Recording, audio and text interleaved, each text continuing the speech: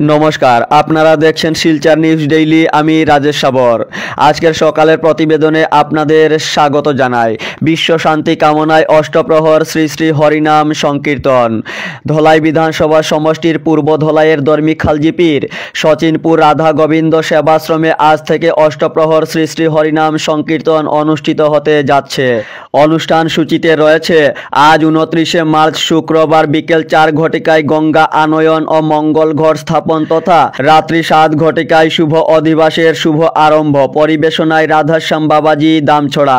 আগামীকাল 30শে মার্চ শনিবার ভোর 4 ঘটিকা হইতে মঙ্গল আরতির মাধ্যমে হরিনাম সংকীর্তনের শুভ আরম্ভ তথা সারা দিন ও রাত্রিব্যাপী হরিনাম কীর্তন ও দুপুর 12 ঘটিকা হইতে মহাপ্রসাদ বিতরণ। আগামী 31শে মার্চ রবিবার সকাল 6 ঘটিকা হইতে নগর পরিক্রমা ও সকাল 9 ঘটিকায় দধিভাণ্ড ভঞ্জন তথা হরিনাম কীর্তনের সমাপ্তি। পরিবেশনায় রাধাশ্যাম বাবাজি দামছড়া।